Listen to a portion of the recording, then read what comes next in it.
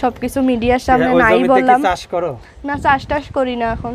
ওই জমিতে চাষ করো না? না। শাক বুনতে পারো শীতের সময়? কিছু বুনবো না, ওই জমি অমনিই থাকবে, পড়ে থাকবে, আরো 12 বছর পরে থাকবে।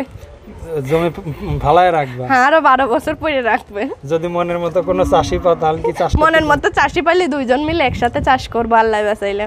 সত্যি তো? হ্যাঁ। তাহলে কথা দাও যে আমার কথা দিলাম, আমি শেষ করি। আমি কথা দিলাম, আমি যদি মনের মতো একজন মানুষ পাই, আমি সরাসরি প্রেম টেম করতে পারবো না ভাই। আমার ভাইয়ের চিকিৎসা করাই দিলে, আমার ভাইয়ের দায়িত্ব নিলে আমি সরাসরি তার কাছে বিয়ে বসে যাব, ঠিক আছে? আর বলো যে যদি মনের মতো পাই তাহলে আমার জমি চাষ করতে দেবো? না না, কি আমি জমি চাষ করতে দেবো না, সে আর আমি একসাথে চাষ করব। কি বুঝি নাই? দুইজন চাষার বউ হব। আমি এটাই বলতেছি, তোমার তো একটু জমি আছে বলছিলে না? হ্যাঁ, জমির কথা বাদ থাক, ওইটা যথেষ্ট। আমি ওই জমির কথা, এটা যথেষ্ট পরিমাণ বলছি, আর বলার দরকার নাই। আর কত দেখবে মানুষ আমার প্রতিবেদন? সেটাই কথা, আর কত দেখতে হতে এটাও একটা কথা যে না, তোমার যে জায়গা আছে, জায়গায় চাষ করার জন্য ভালো একটা চাষি হলে চলবে? হ্যাঁ হ্যাঁ। তাহলে বলো তুমি। না, এটা আমি কব না।